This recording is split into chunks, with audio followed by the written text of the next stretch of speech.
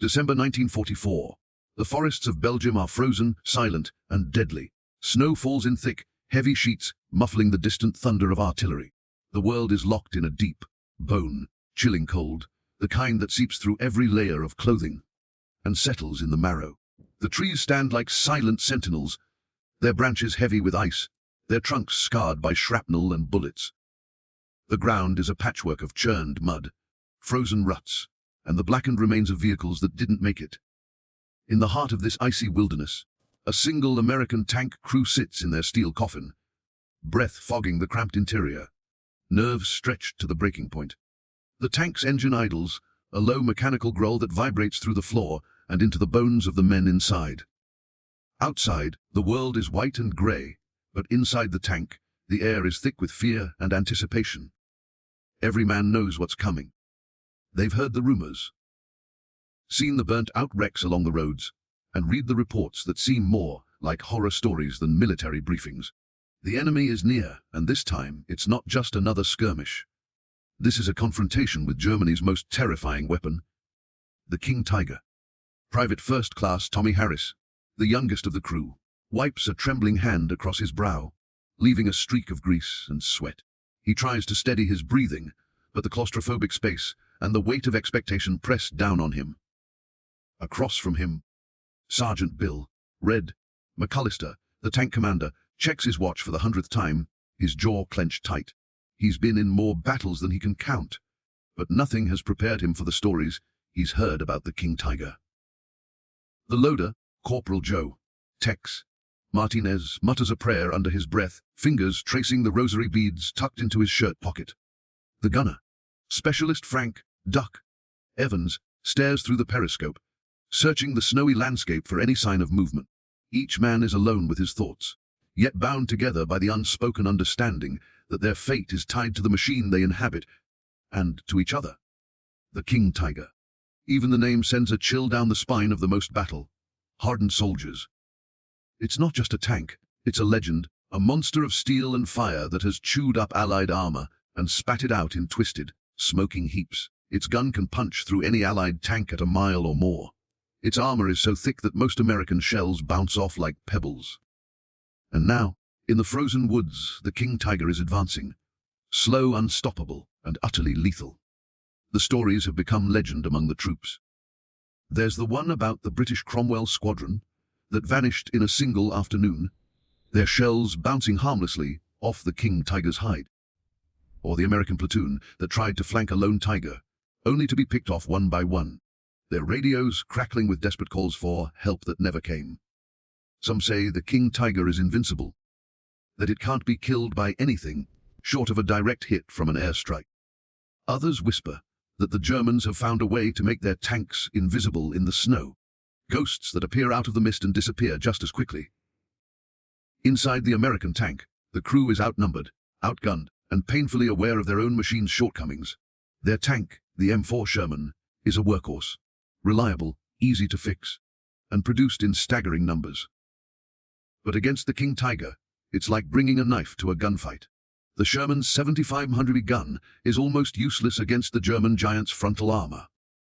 The crew knows that if they're spotted, if they're caught in the open, they won't stand a chance. The odds are so bad that even their own generals once considered scrapping the very tank they're sitting in. Yet, there's something else in the air that morning. Something that can't be measured in armor thickness or gun caliber. It's the stubborn, reckless hope that sometimes, just sometimes, the underdog can land a punch that changes everything. The Americans have a secret. It's not a new tank, not yet. It's an idea, a spark of ingenuity born from desperation and the refusal to accept defeat. In the coming hours, that spark will ignite into a firestorm that will rewrite the rules of armored warfare. The story of what happened next isn't the one you'll find in most history books. It's a story of innovation under fire, of engineers and soldiers who refused to give up, and of a machine that was almost abandoned before it ever saw battle. It's the story of how American grit and creativity faced down the best that Nazi Germany could build, and won. But before we get to the clash in the snow, let's rewind the clock, because to understand how a handful of American tankers found themselves staring down the King Tiger in the frozen forests of Belgium. You have to go back to the beginning, to a time when the United States Army was reeling from defeat, scrambling for answers, and forced to confront the terrifying reality that their best wasn't good enough. The seeds of this showdown were planted years earlier, far from the frozen forests of Belgium, in the sun-scorched deserts of North Africa. In 1942, the United States Army was still new to the war, its soldiers green, its equipment untested in the crucible of modern mechanized combat. The first M4 Sherman tanks rolled off the assembly lines and onto the ships bound for Africa, their crews filled with a mix of pride and anxiety. The Sherman was a marvel of American industry, reliable, easy to repair, and simple enough for a farm boy from Kansas to drive after a few weeks of training. It was the embodiment of the American belief in mass production and mechanical ingenuity. But the desert would prove a harsh teacher. The battles of Kasserine Pass and El Guetar were supposed to be the proving ground for the Sherman. But instead, they became a graveyard for American hopes. Reports from the front lines painted a grim picture. In the sun-baked sands, American tank crews found themselves outmatched by German Panzer IVs and the infamous Tiger I. The Sherman's 75mm gun, once considered adequate, proved hopelessly outclassed. American shells bounced harmlessly off the thick, sloped armor of German tanks, while German rounds sliced through Shermans at ranges where the Americans couldn't even return fire. The result was a slaughter. Tank after tank was knocked out, crews forced to bail out and run for their lives, as their machines erupted in flames. The shockwaves from these defeats rippled all the way back to Washington. For the first time, American commanders were forced to confront a terrifying reality. The enemy's tanks were simply better. The myth of American technological superiority was shattered in the dust and smoke of North Africa. The Sherman, the pride of Detroit, and the backbone of the U.S. Armored Force, was suddenly exposed as dangerously vulnerable, and the men inside those tanks paid the price. Private Harris's uncle had served in North Africa. He'd written letters home, full of bravado at first, but as the months wore on, the tone changed. "We're doing our best," he wrote, "but these German tanks, they're something else. We hit them, and they just keep coming. I've seen good men die because our shells just bounce off." Harris kept those letters folded in his breast pocket, a reminder of what was at stake. But the bad news didn't stop there. As the Allies pushed deeper into Axis territory, intelligence reports began to filter in. Rumors at first, then confirmed sightings of something even more terrifying on the horizon. The Germans weren't content with the Panzer IV, or even the Tiger I. They were working on new, even more formidable machines. Super heavy tanks, bristling with armor, so thick that no Allied gun could hope to penetrate it. The names whispered among tank crews, Panther, Tiger, and something even bigger, became the stuff of nightmares. For the men on the ground, the threat was immediate and personal. Every time a Sherman's shell ricocheted off a German tank, it wasn't just a tactical problem, it was a death sentence for the 5-man crew inside. The odds were stacked against them, and everyone knew it. Bravery and skill could only go so far when physics itself seemed to be on the enemy's side. Back in the United States, the Army's top brass scrambled for answers. The Ordnance Department convened emergency meetings, desperate to find a way to level the playing field. General Jacob Devers, commanding Army ground forces, demanded a solution. The stakes couldn't have been higher. If American tanks couldn't stand up to German armor, the entire Allied strategy for liberating Europe was at risk. The invasion of Fortress Europe, already a daunting prospect, now seemed almost impossible. But the crisis wasn't just about firepower, it was about philosophy. For years, American military doctrine had emphasized mobility and mass production over individual vehicle superiority. The idea was simple: build more tanks, move them faster, and overwhelm the enemy with numbers. It was a strategy that made sense on paper, and in the factories of Detroit, where thousands of Shermans rolled off the lines every month. But on the battlefield, where a single King Tiger could destroy a dozen Shermans before breakfast, the doctrine was suddenly under siege. The debate inside the army grew fierce. Some generals clung to the old ways, insisting that speed and numbers would win the war.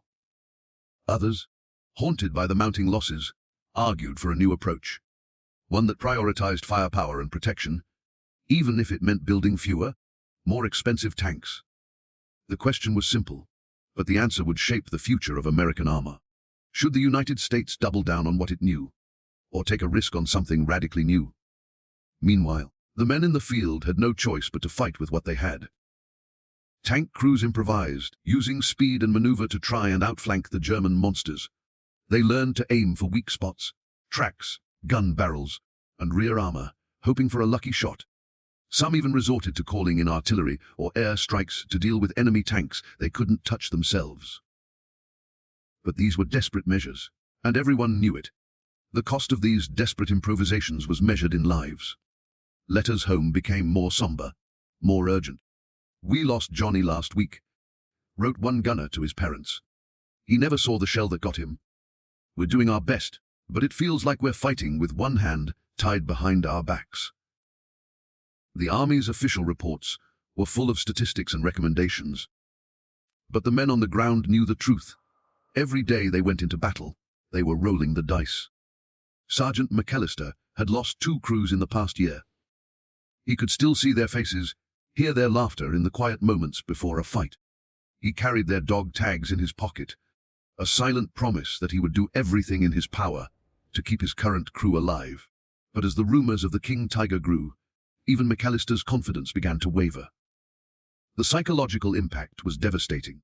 Allied tank crews began to dread every encounter with German armor. Stories spread like wildfire, tales of entire platoons wiped out by a single King Tiger, of shells bouncing off at point-blank range, of crews trapped inside burning tanks with no hope of escape. The King Tiger became more than just a weapon. It became a symbol of German invincibility, a specter haunting every Allied advance. But the crisis also sparked something else, a determination to fight back, no matter the odds. American engineers, faced with the prospect of defeat, began to think outside the box. If the old ways weren't working, maybe it was time to try something new. Maybe, just maybe, the answer wasn't more of the same, but something radically different. The seeds of innovation were sown in the darkest days of the tank crisis. In secret meetings and late-night brainstorming sessions, a handful of visionaries began to imagine a new kind of tank, one that could stand toe-to-toe with the King Tiger and win. It wouldn't be easy. It would mean challenging everything the Army thought it knew about armored warfare. It would mean risking precious resources on an unproven idea. And it would mean facing down not just the enemy, but the skepticism of their own commanders. But for the men who had seen too many friends die in burning Shermans, the risk was worth it. The alternative was unthinkable, a war lost not for lack of courage, but for lack of imagination. As the crisis deepened, the pressure mounted. The Army needed answers, and it needed them fast. The fate of the Allied invasion, and perhaps the entire war, hung in the balance. The next step would be a gamble, a leap of faith into the unknown. But for the first time, the possibility of turning the tide was within reach. The American tank crisis was a crucible, a test of not just machines, but of the people who built and fought in them. It was a moment when the old ways failed, and the need for something new became impossible to ignore. The stage was set for a revolution in armored warfare, one that would pit American ingenuity against the might of Nazi engineering. The search for a solution began with a flurry of emergency meetings. In early 1943, as reports from North Africa and the Eastern Front grew more dire, the U.S. Army Ordnance Department called together its top engineers, generals, and industry leaders. The mood was tense. Every day lost meant more American lives at risk. The stakes were nothing less than the future of the Allied war effort. General Jacob Devers, a man known for his bluntness and impatience with bureaucracy, set the tone. He demanded a tank destroyer that could not only match, but surpass anything the Germans could field. The requirements were daunting. A gun powerful enough to punch through 200 millimeters of armor at 1,000 yards, mobility to keep up with advancing infantry, and, critically, the ability to be mass-produced without disrupting the all-important Sherman production lines. It was a tall order, and the room was filled with skepticism. The debate that followed was fierce and, at times, almost personal.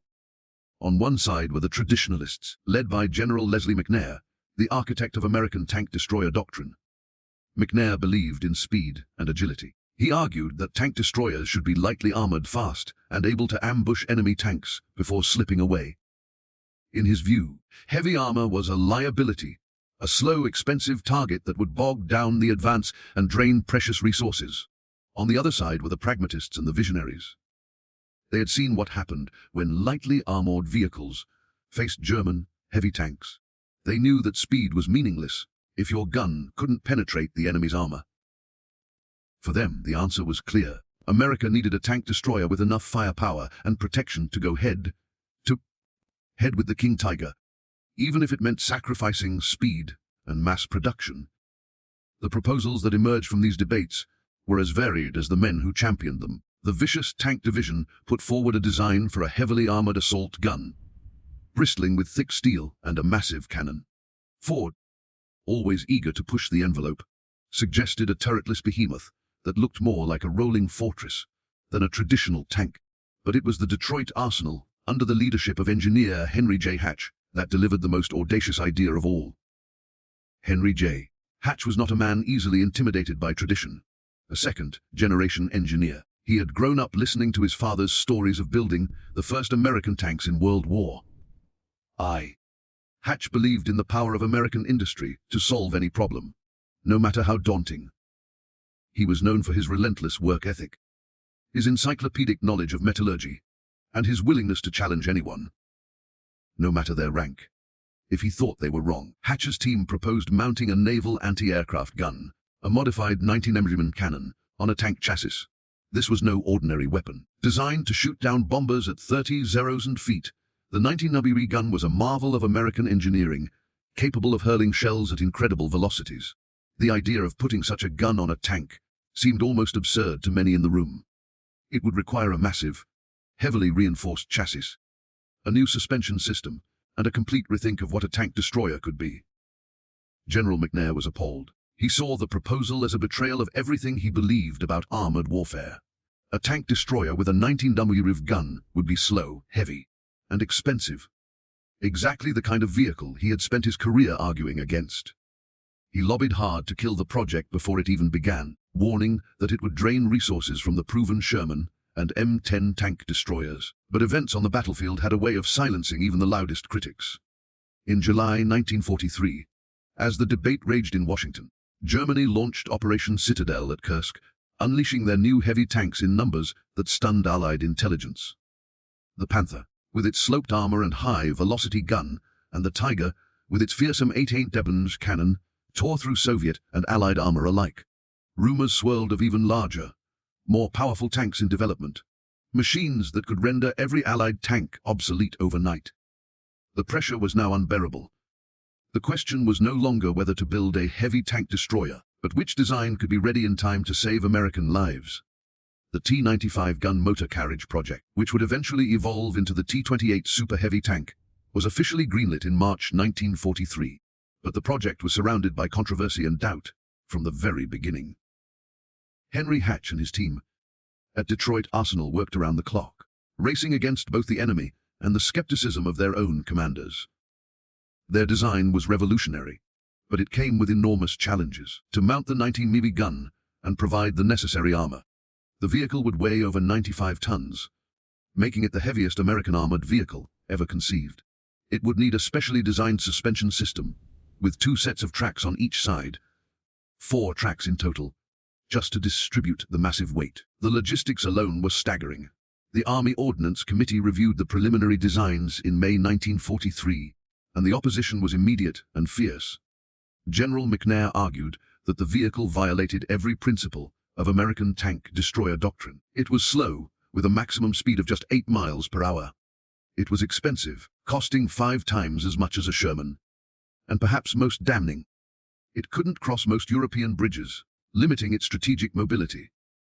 Colonel Willis D. Kittenberger, head of the Armored Force Board at Fort Knox, issued a scathing report, calculating that for the cost of 1 T-95, the Army could produce 5 M10 tank destroyers, or 3 Shermans. In a war where industrial capacity was the key to victory, this seemed like an impossible trade-off. Kittenberger recommended the project be terminated immediately, but the T-95 had a powerful advocate in General George S. Patton.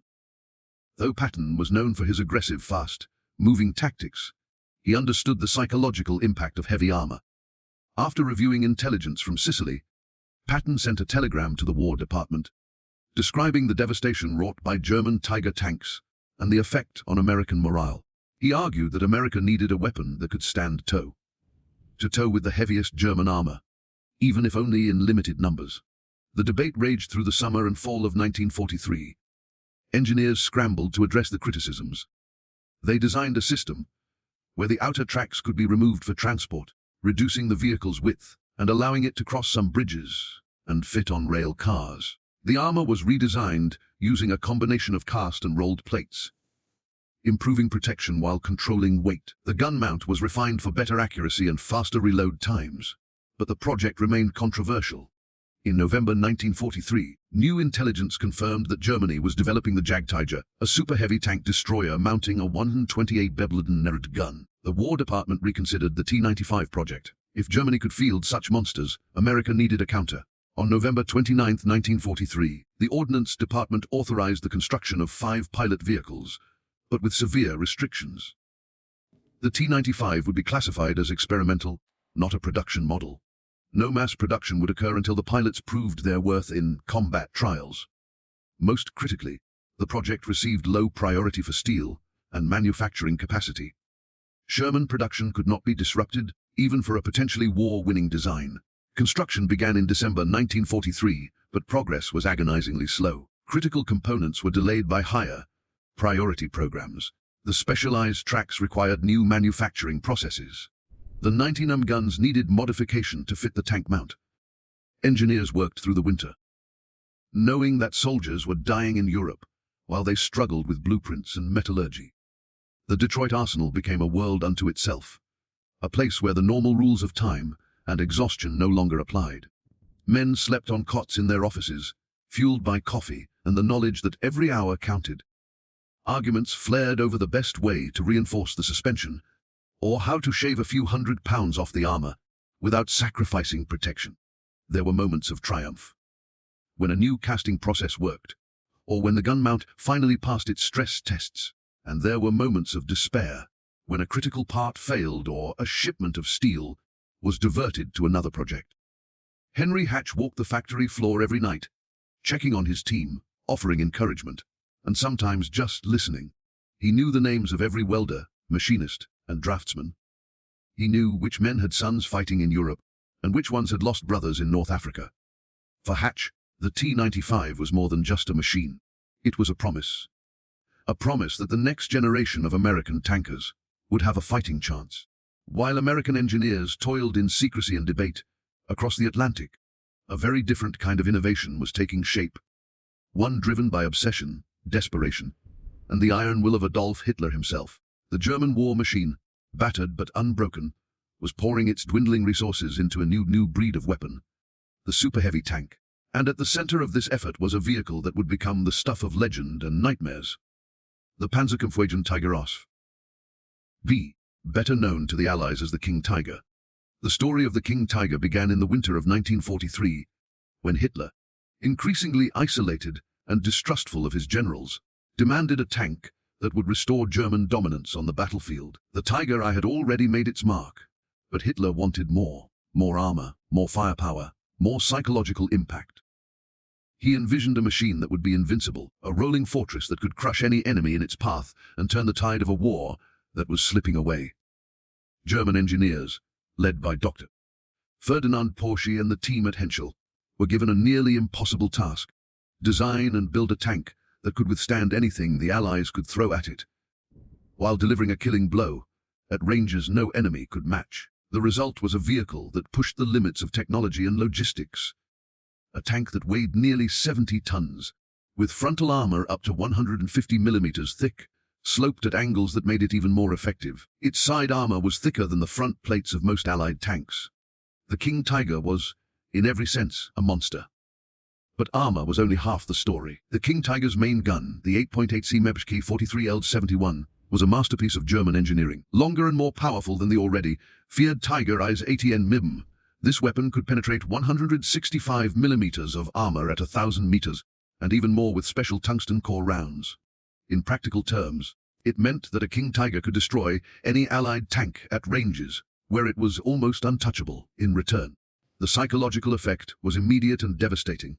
Production of the King Tiger began in January 1944 at the Henschel plant in Kassel. Each tank required over 300,000 man-hours to build, using specialized steel alloys that were increasingly hard to come by as Allied bombers pounded German industry. The crews selected to operate these machines were the elite of the Panzerwaffe, highly trained, fiercely loyal, and well aware that they were being entrusted with Germany's last, best hope.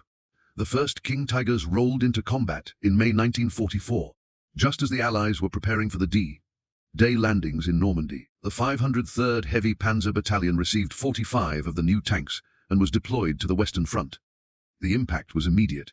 British and American tank crews, already wary of German armor, now faced a weapon that seemed almost supernatural in its invincibility. Stories spread like wildfire, of shells bouncing off the King Tiger's armor, of entire platoons wiped out in minutes, of a single tank holding up an entire Allied advance. On June 13, 1944, near the village of Villers, Bocage, a single King Tiger from the 101st SS Heavy Panzer Battalion engaged British forces in a battle that would become legendary. Over 3 hours, the tank destroyed 11 British tanks and numerous support vehicles, withdrawing without significant damage. The engagement sent shockwaves through Allied command. If one King Tiger could do this, what would happen if Germany fielded hundreds? German propaganda seized on these victories, turning the King Tiger into a symbol of hope for a nation on the brink. Newsreels showed the massive tanks crushing obstacles, their guns blasting targets at impossible ranges. Hitler himself visited King Tiger units, posing for photographs and promising that these wonder weapons would bring victory. For German soldiers retreating on all fronts, the King Tiger became a talisman, a reminder that, even in defeat, German engineering could still inspire awe and fear. But the reality behind the propaganda was more complicated. The King Tiger was a marvel, but it was also a logistical nightmare. Its immense weight made it prone to mechanical breakdowns. Its engine, already pushed to the limit, often overheated or failed entirely. The tank's size meant it could not cross many bridges, and its fuel consumption was staggering. At a time when Germany's fuel supplies were dwindling to nothing, each King Tiger required a small army of mechanics and support vehicles just to keep it running. Still, when the King Tiger worked, it was nearly unstoppable. In the summer and fall of 1944, as the Allies pushed through Normandy and into France, King Tigers appeared at critical points, turning the tide of battle and inflicting heavy losses. At the Battle of the Falaise Pocket, small numbers of King Tigers held off entire Allied armored columns, buying time for German forces to escape encirclement. In the forests of the Ardennes, during the Battle of the Bulge, King Tigers spearheaded the last great German offensive in the West, smashing through American lines and sowing chaos and terror. The psychological impact of the King Tiger cannot be overstated. Allied tank crews began to dread every encounter with German armor. The mere rumor of a King Tiger in the area was enough to slow advances, force detours, prompt desperate calls for air support. Tank commanders drilled their crews on how to survive an encounter, aim for the tracks, try to disable the gun, call in artillery, and, above all, avoid a frontal engagement at all costs. The King Tiger became a ghost story told around campfires, a monster lurking in the mist, waiting to strike. Private Harris remembered the first time he saw a King Tiger up close. It was a burned-out hulk, abandoned by its crew after running out of fuel. Even in death, the tank was intimidating. Its armor was pitted and scarred, but still largely intact. Harris ran his hand over the thick steel, marveling at the engineering and wondering how anyone could hope to defeat such a machine. "It's like fighting a battleship on land," he whispered to Tex, who just nodded grimly. But the King Tiger's dominance came at a price. Each tank was a massive investment of time, materials, and manpower. As the war dragged on, Germany's ability to produce and maintain these behemoths dwindled. By August 1944, only about 120 King Tigers were in service on both the eastern and western fronts. Each one was precious, and their loss was felt keenly. Crews were often forced to abandon their tanks when they broke down or ran out of fuel, destroying them to prevent capture. Allied commanders, desperate to find a counter, resorted to improvisation. Tank crews learned to use terrain, speed, and cunning to outmaneuver the King Tiger. Artillery and air strikes became the preferred method of dealing with the German giants, targeting them when they were most vulnerable. on the move, separated from their support or stuck in mud or snow. Fighter bombers hunted King Tigers relentlessly, swooping down to drop bombs or fire rockets at the thin top armor.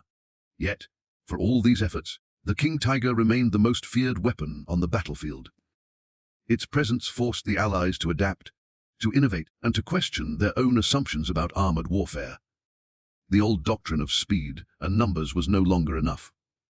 Something had to change, or the final battles for Europe would become a bloodbath. Behind the front lines, American engineers watched the rise of the King Tiger with a mixture of awe and dread. Every new report from the battlefield was a reminder of the stakes. The T-95 project, once dismissed as too radical, now seemed like the only hope. The pressure to deliver a tank that could stand up to the King Tiger was immense. Every delay, every setback, was measured in lives lost and ground surrendered. But the King Tiger's reign was not absolute. Its very existence forced the Allies to push the boundaries of what was possible. The race was on, not just to build a better tank, but to outthink, outmaneuver, and ultimately outfight the most formidable weapon the Nazis had ever unleashed. As the winter of 1944 set in, the stage was set for a showdown that would test the limits of men and machines alike. The King Tiger, the pride of German engineering, was about to meet its match. Not in the form of another superweapon, but in the ingenuity and determination of those who refused to accept defeat. As the snow deepened across Europe and the King Tiger's legend grew, the T-95 project in America reached a critical juncture. The first prototype, a hulking mass of steel and innovation, was finally ready for its initial tests. The engineers at Detroit Arsenal, exhausted but determined, watched as the T-95 was loaded onto a specially reinforced railcar for the journey to Aberdeen Proving Ground in Maryland. Aberdeen was a place where dreams met reality. Here, the army tested everything from rifles to rockets, but nothing had ever arrived quite like the T-95. The tank's arrival was an event in itself. Workers paused to watch as the massive vehicle was unloaded, its 4 tracks and thick armor plates gleaming in the winter sun. Some shook their heads in disbelief. Others whispered that this was the machine that would finally turn the tide. The test program was rigorous. The T-95 had to prove it could do what no other American tank could: survive hits from the most powerful German guns and deliver a killing blow in return. The engineers set up a series of challenges, obstacle courses, gunnery trials, and, most importantly, live fire tests against captured German armor. The first test was simple but symbolic. A section of Panther tank frontal armor was set up at 1,000 yards, the distance at which most tank battles were fought in Europe. A Sherman fired first, its 75-100 shell striking the plate and bouncing off with a dull clang. Then it was the T-95's turn. The crew loaded a tungsten cord round into the 90mm gun, took careful aim, and fired. The shot rang out, echoing across the proving ground. Downrange. The shell punched clean through the Panther's armor, leaving a ragged hole. The observers were silent for a moment, then broke into applause. For the first time, it seemed, the Americans had a weapon that could match the best the Germans had to offer. But the T-95's journey was far from over. The tests revealed as many problems as they did successes. The tank's massive weight put enormous strain on its suspension and transmission. Tracks threw off under stress, requiring hours of repair.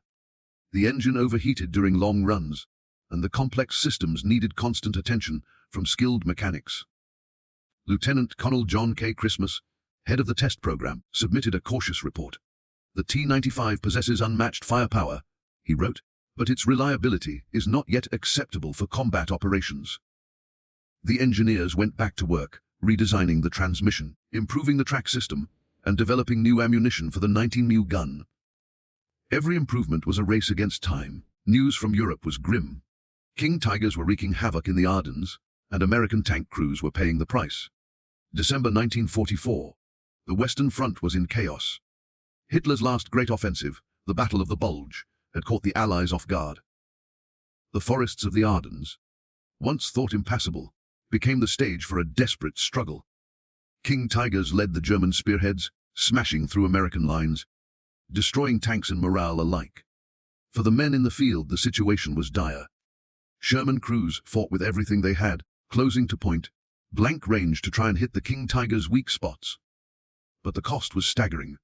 In the first week alone, American losses mounted into the thousands: men, tanks, and hope, all consumed by the relentless German advance. Back in the United States, the urgency finally crystallized. The T-95 project, long dismissed as a curiosity, was suddenly thrust into the spotlight. At Aberdeen, the second T-95 pilot vehicle had just completed its latest round of tests. The results were promising, but the clock was ticking. The Army's top brass, desperate for a miracle, ordered a demonstration for senior officers, including representatives from Eisenhower's headquarters. The test was simple, but the stakes could not have been higher. Engineers set up a captured German Panther tank's frontal armor plate at 1,000 yards. A Sherman fired first, its shell bouncing off. Then the T-95 took its shot. The 90mm gun roared, the vehicle rocking on its 4 massive tracks. Downrange. The tungsten cord round punched clean through the plate, leaving a hole that would have killed everyone inside a real tank. The officers watched in silence. More tests followed. The T-95 engaged targets at ranges up to 2,000 yards, consistently penetrating the heaviest German armor. Its own thick frontal plate, over 300 mm at its thickest point, shrugged off hits from captured German 88mm guns. Even in the muddy, freezing conditions that simulated a European winter, the T-95 demonstrated acceptable mobility. It wasn't fast, but it was unstoppable. The verdict was unanimous. On December 30, 1944, the cautious plan for 25 vehicles was abandoned. The Ordnance Department authorized immediate production of 100 T-95s, soon to be redesignated as T-28 super heavy tanks. More importantly, the 3 completed pilots were ordered to Europe for operational trials under combat conditions. The rejected design had proven itself on American proving grounds. Now, it would face the ultimate test: combat against the king tigers in the frozen forests and shattered cities of Europe. But the logistical challenges were immense. The T-28 was a behemoth, 95 tons of steel, too wide for most roads, too heavy for most bridges, and too large for standard rail cars. Engineers had designed the removable outer track system for this very reason, but removing and reinstalling the tracks required 6 hours and a trained crew. The solution was a complex transportation plan. The T-28s would travel by specially reinforced rail flat cars to the port of Newport News, Virginia, then by heavy transport ship across the Atlantic to Le Havre, France. From there, they would move by road to the front, along routes specially surveyed for bridge weight capacity. The first T-28, officially designated T-28 GMC Pilot D1, completed its final modifications at Aberdeen on January 8, 1945. It shipped out a week later, followed by the second pilot at the end of January. The third, the most refined version, remained at Aberdeen for further trials and crew training. The War Department authorized the formation of a special test unit, the 836 Tank Destroyer Battalion, Provisional, to evaluate the T-28 in combat. Its personnel were hand-picked experienced tank destroyer crews, technical experts, and men who had already faced the terror of German heavy armor. Training began in February 1945, near Verdun, France.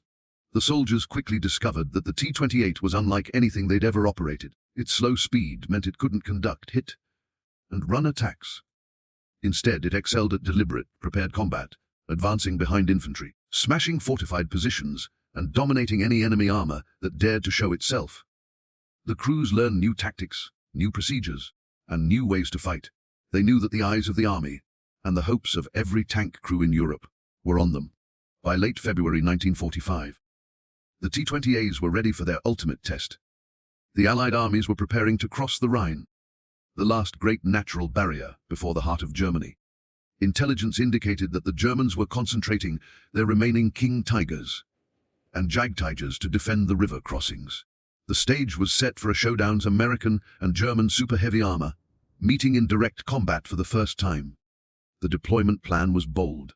The T-28s would support the 9th Armored Division during the Rhine crossing operations, moving into position near Remagen, where American forces had unexpectedly captured the Ludendorff Bridge intact. German counterattacks to destroy the bridge included heavy armor, exactly the kind of target the T-28 was built to destroy.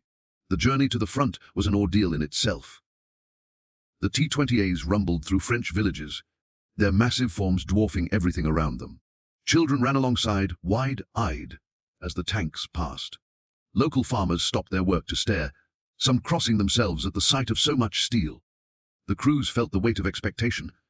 They were no longer just tankers. They were the vanguard of a new hope.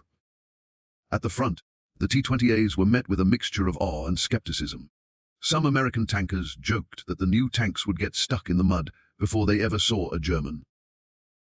Others, remembering the losses to King Tigers, pinned their hopes on the Super Heavy's thick armor and powerful gun. The T-28 crews trained relentlessly, running drills, practicing gunnery, and learning to work as a team. They knew that their first battle would be watched by everyone. From generals to privates, from the Pentagon to the foxholes. March 12, 1945. The Ludendorff Bridge at Remagen had been in American hands for 5 days, and German high command was desperate to eliminate the bridgehead. Intelligence indicated a major counterattack was imminent, including heavy armor from the 506th Heavy Panzer Battalion equipped with King Tigers. This would be the T-28's baptism of fire. Captain James Parker, commander of the 8036th, positioned his 2 T-28s, call signs, Anvil and Hammer, on high ground overlooking the main approach roads. The terrain around Remagen consisted of rolling hills with scattered forests and narrow roads, typical of the German Rhineland.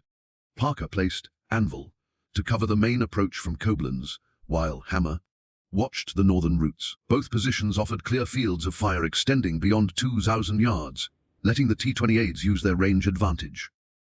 The German attack began at dawn. Infantry supported by Panzerfaust teams probed American positions, seeking weak points. American forces responded with artillery and mortar fire, driving the Germans back. But this was just the preliminary phase. Around 10:30 a.m., observers reported the distinctive engine sound of heavy armor approaching from the northeast. The King Tigers were coming. Sergeant Michael Chen, commanding Anvil, peered through his periscope and spotted movement at 1,800 yards. 3 King Tigers advanced in line formation, using terrain for cover. Chen's gunner, Corporal James Rodriguez, already had the main gun trained on the lead vehicle's projected path. At 1,600 yards, the first King Tiger cleared a ridgeline, exposing its frontal armor. Rodriguez fired the 90-Nuben gun rod, the vehicle rocking despite its massive weight. Downrange, the tungsten cord armor piercing round struck the King Tiger's glacis plate.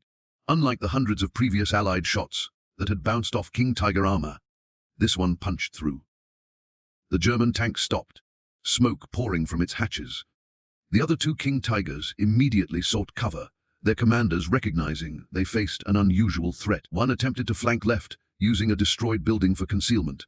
Chen rotated Anvil's hull, the 4 tracks providing excellent pivot capability. At 1,400 yards, Rodriguez fired again. Another hit, another penetration. The second King Tiger burned. The third King Tiger commander was more cautious. He backed into a depression, presenting only his turret, and returned fire. The German 80 ABM gun was devastatingly accurate. The shell struck Anvil's frontal armor with tremendous force. Inside, the crew braced for death. But the T-28's massive armor held. The shell created a large crater in the casting, but didn't penetrate.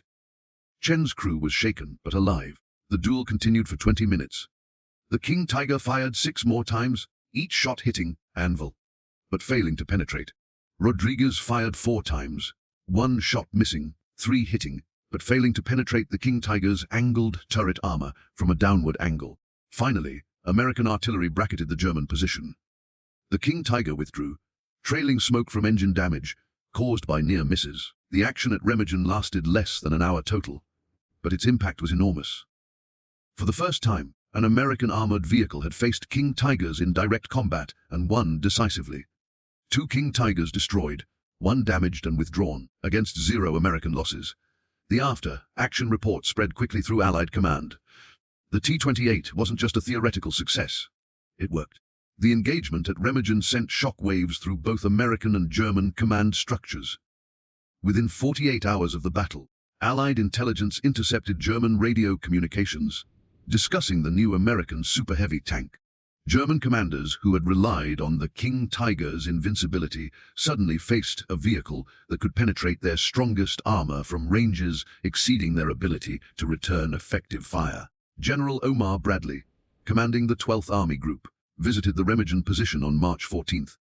He personally inspected Anvil, examining the multiple impact craters on its frontal armor, where King Tiger shells had struck without penetrating. Bradley immediately ordered that both T-28s receive priority mechanical support and that their crews be decorated.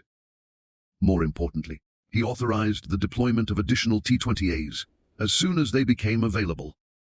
But the significance went beyond one successful engagement. The psychological impact on German forces was substantial.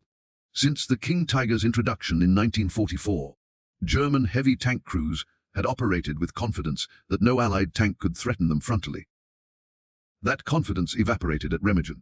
Intelligence reports indicated that German tank commanders were now avoiding direct engagements with suspected super-heavy American tanks, fundamentally changing their tactical approach. The American response was equally dramatic. Through late March 1945, as Allied forces pushed deeper into Germany, the two T-20As at Remagen became legendary. Soldiers called them King Slayers, or Hitler's Nightmare.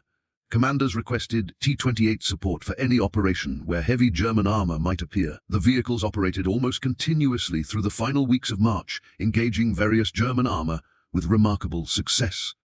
On March 24th, during Operation Varsity, the Allied crossing of the Rhine north of the Ruhr, Hammer engaged a German Jagdtiger near Wesel. The Jagdtiger, mounting a 120 Beben gun, was theoretically even more powerful than the King Tiger. The duel lasted over an hour. The Jagdtiger's gun scored 3 hits on Hammer's frontal armor, each impact spectacular but non-penetrating. Hammer's 90 mm gun scored 2 hits at 700 yards, both penetrating the Jagdtiger's superstructure. The German vehicle was abandoned by its crew. These successes accelerated the production program. By late March 1945, 12 T-28s had completed production, with another 30 in various stages of assembly. The Ordnance Department projected that 60 vehicles would reach Europe before the war's end. While this was far fewer than the hundreds of King Tigers Germany had produced, it was sufficient to provide at least 1 T-28 to each advancing American army. However, the T-28 program also revealed the weapon's limitations. Its slow speed meant it couldn't exploit breakthroughs or pursue retreating enemies.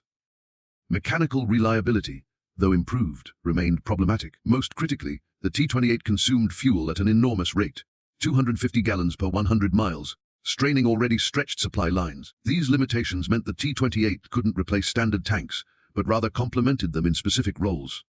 April 1945. The Third Reich was collapsing. Allied armies surged across Germany from the west, while Soviet forces closed in from the east. The once mighty Wehrmacht was a shadow of its former self. But the fighting was as fierce and desperate as ever. In these final, brutal weeks, the T-28 super heavy tank, once dismissed as a failed experiment, found itself at the very center of the war's last great armored clashes. The T-28s, now numbering 8 in the European theater, were assigned to some of the most critical and dangerous operations of the closing campaign. Their reputation as King Slayers had spread, and commanders requested their support wherever German heavy armor was expected. But the challenges were immense. The roads were choked with refugees and wreckage. Bridges were blown or too weak to support the T-28's massive weight. Every movement was a logistical puzzle, requiring careful planning and constant improvisation. On April 11th, elements of the U.S. 2nd Armored Division approached the city of Halberstadt, about 70 miles west of Berlin. Intelligence reports warned that the Germans had fortified the city with infantry, artillery, and, most ominously, 4 King Tigers from the remnants of the 5 and 3rd Heavy Panzer Battalion. These were among the last operational King Tigers on the Western Front, and their crews were determined to make the Americans pay dearly for every inch of ground. 3 T-28s, including the battle-hardened Ainville, commanded by Sergeant Chen, were assigned to support the assault. The urban terrain was a nightmare for tanks. Narrow streets, rubble, and hidden anti-tank teams made every advance a deadly gamble. The T-28's size, which had been an advantage in open country, now became a liability. Maneuvering through the city was slow and dangerous. The crews knew that at close range, even their massive armor could be vulnerable to the King Tiger's powerful gun. The battle for Halberstadt began at dawn on April 12th. American infantry advanced behind the T-28s, using them as moving shields. The King Tigers, hidden among the ruins, opened fire at ranges under 500 yards. The first T-28, call sign Patriot, took a direct hit to its track system, immobilizing it. The crew evacuated safely, but the vehicle was stuck in the middle of the street, a tempting target for German gunners. Chen's Ainville pushed forward, using piles of rubble for cover. At 400 yards, Rodriguez, the gunner, spotted the barrel of a King Tiger protruding from a collapsed building. He fired a tungsten cord round, punching through the debris and striking the King Tiger's turret ring, the vulnerable junction between turret and hull. The German tank's turret jammed, rendering it unable to fire. The crew bailed out, abandoning their once invincible machine. The fighting raged for 3 days. By April 14th, American forces controlled Halberstadt, but the cost was high. All 3 T-28s sustained damage, though only Patriot was completely disabled. 2 King Tigers were destroyed, 1 was captured intact but immobilized, and 1 managed to withdraw. The Americans learned a hard lesson. Even the T-28 was not invincible in urban combat, where ambushes and close-range shots could negate its advantages. The final engagement for the T-28 came on April 19th, near Magdeburg. A single King Tiger, likely the last operational example on the Western Front, attempted to delay American forces crossing the Elbe River. The T-28, Hammer, engaged it at Vuns 200 yards across open ground. The duel was intense. Both tanks scored multiple non-penetrating hits, their shells gouging deep craters in each other's armor. Finally, a lucky shot from Hammer struck the King Tiger's gun mantlet, penetrating into the turret and destroying the vehicle. By April 21st, organized German resistance in the American sector was collapsing. The remaining T-28s moved forward with the advancing forces, but encountered no further super-heavy German armor. When Germany surrendered on May 8, 1945, 6 of the 8 T-28s deployed to Europe were still operational or repairable. A remarkable survival rate for experimental vehicles thrown into the fiercest fighting of the war's final months. The rejected design, once scorned and nearly abandoned, had endured every test, engineering challenges, skeptical generals, brutal combat, and the best armor the Nazis could build. In the process, it had helped secure Allied victory in Europe's last, bloodiest battles. But the T-28's story didn't end with the German surrender. In the war's aftermath, a new debate erupted among military historians, engineers, and commanders. Was the T-28 the future of armored warfare, or an evolutionary dead end? The raw statistics were impressive. In just 8 weeks of combat, T-28s engaged German super-heavy armor on at least 15 documented occasions. They destroyed or disabled 7 King Tigers, 2 Jag Tigers, and numerous lighter vehicles. No T-28 was destroyed by enemy fire, though several required extensive repairs. General Dwight Eisenhower, in his post-war report, praised the T-28 program despite its controversial origins. He noted that the vehicle provided American forces with a psychological advantage during the final months of the war, demonstrating that American industry could match German engineering when necessary. Eisenhower recommended continued development of super-heavy armor for potential future conflicts. Yet critics were quick to point out the T-28's limitations. Its slow speed made it unsuitable for the mobile warfare that characterized the final Allied advance across Germany. Its enormous fuel consumption and maintenance requirements strained logistics. Most tellingly, only 12 T-28s actually reached Europe before the war ended, compared to the hundreds of Sherman tanks that bore the brunt of the fighting. Some officers argued that the resources invested in the T-28 program would have produced more impact if devoted to other weapon systems. The dawn of the nuclear age complicated these debates. By late 1945, as the world absorbed the reality of atomic weapons, many strategists questioned whether heavily armored tanks had any future at all. Nuclear bombs could destroy any armor, no matter how thick. This philosophical shift contributed to the cancellation of the T-28 production program in October 1945. The Army retained the surviving T-28s for testing and evaluation. Through 1946 and 1947, engineers at Aberdeen Proving Ground conducted extensive trials, examining every aspect of the vehicle's design. These studies influenced the development of post-war American heavy tanks, particularly the M103, which entered service in 1957. The M103 borrowed concepts from the T-28, including emphasis on frontal armor and long-range firepower, though implemented in a more mobile platform. By 1947, most T-28s were scrapped, their valuable steel recycled for peacetime industry. Only 2 vehicles were preserved. Pilot No. 1, the tank that fought at Remagen, was sent to the Patton Museum at Fort Knox, Kentucky, where it remained on display for decades.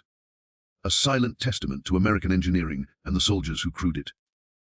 Pilot No. 3, which never saw combat, was retained at Aberdeen for continued testing until being transferred to Fort Benning, Georgia, in 1974. Then, the T-28 story took an unexpected turn. In the 1970s, Pilot number 3 disappeared from Fort Benning's records, misplaced somewhere on the massive military reservation. The 95-ton vehicle became something of a legend. The lost super tank. For years, the army couldn't locate it. Rumors spread among tank enthusiasts and military historians. Had it been scrapped? Buried? Hidden away in some forgotten corner of the base? Finally, in 1974, a survey crew discovered the missing T-28 in thick woods, partially buried and overgrown with vegetation. The vehicle was recovered, restored, and eventually joined Pilot number 1 at the Patton Museum. The legend of the lost super tank only added to the T-28's mystique, turning it into a favorite subject for military buffs and history channels alike. Over the decades, the historical assessment of the T-28 evolved. In the 1950s and 1960s, as Cold War tank design emphasized mobility and firepower over sheer armor, the T-28 was often dismissed as a dinosaur, an overweight relic of desperate World War II engineering. Tank officers and military theorists pointed to the rise of the main battle tank, the increasing importance of combined arms tactics, and the growing threat of nuclear weapons. In this new world, the T-28 seemed like a solution to a problem that no longer existed. Yet, as the years passed and the archives opened, a new generation of historians began to look at the T-28 with fresh eyes. The 1980s and 1990s saw a wave of scholarship that re-examined the final battles of World War II, drawing on German records, Allied after-action reports, and interviews with surviving tank crews. What emerged was a more nuanced picture, not just of the T-28 itself, but of the desperate, improvisational nature of late, war-armored combat. German documents revealed the panic that T-28 sightings caused among tank crews. Former King Tiger commanders, interviewed years later, admitted that encountering the American super-heavy tanks fundamentally changed their tactical approach. "We had always believed our armor was invincible," recalled one veteran. "But when the T-28 appeared, we realized that the Americans could match us, even surpass us if they chose to." The psychological impact had been as significant as the actual combat results. For American veterans, the T-28 became a symbol of what was possible when necessity forced innovation. Letters and memoirs from tankers who fought alongside the Super Heavy described the sense of awe and relief they felt when the T-28 rolled onto the battlefield. "It was like having a battleship on our side," wrote one Sherman commander.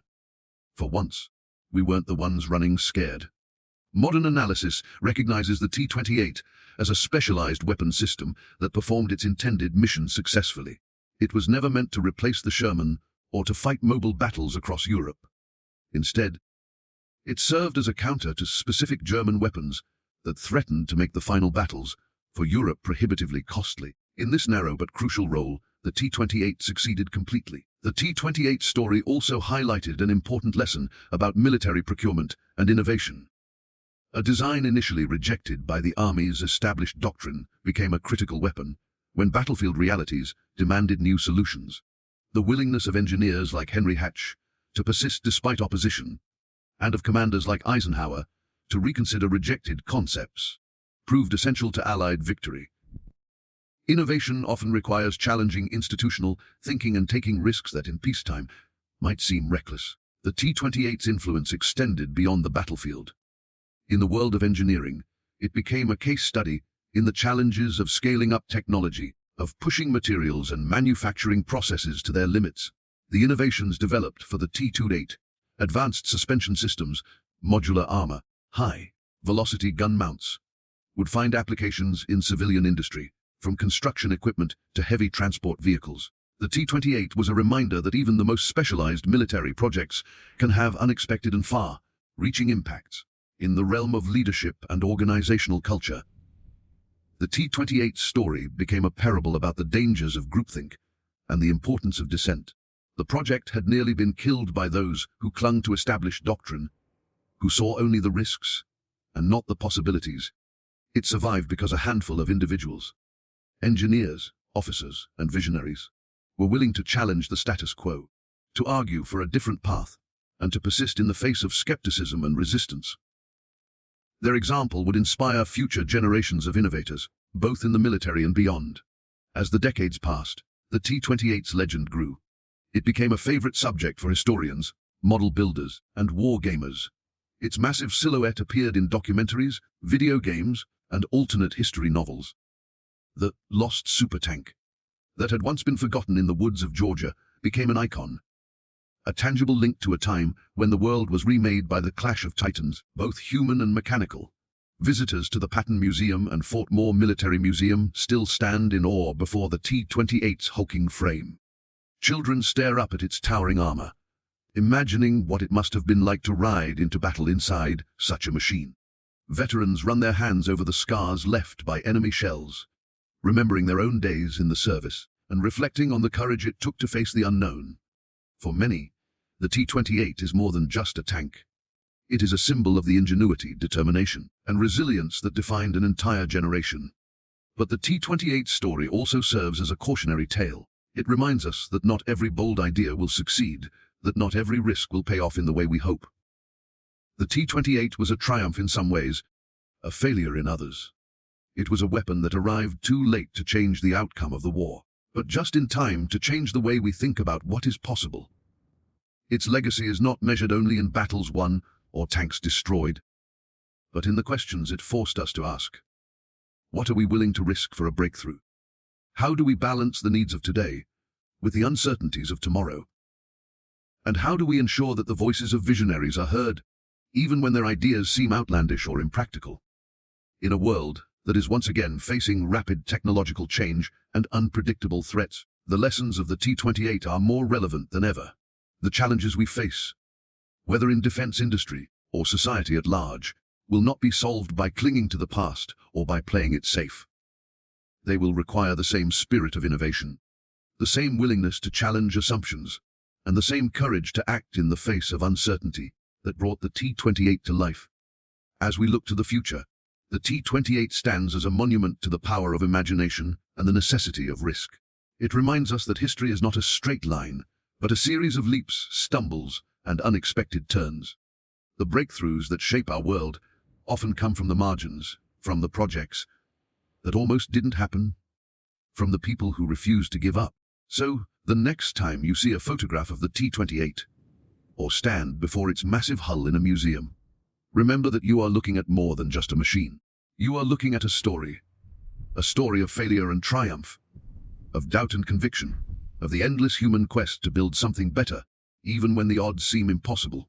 The echoes of the T-28 still ring out, challenging us to think bigger, to try harder, and to never stop asking, what if? In the end, that may be its greatest legacy of all.